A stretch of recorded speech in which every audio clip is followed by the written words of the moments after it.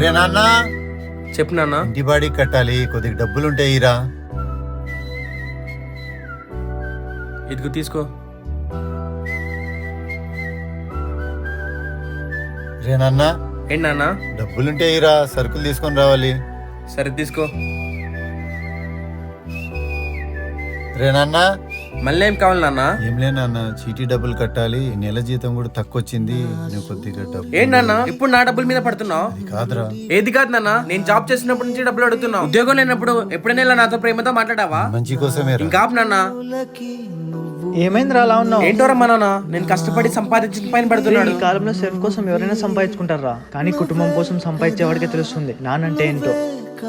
ఎక్కడికి వెళ్తున్నావురా?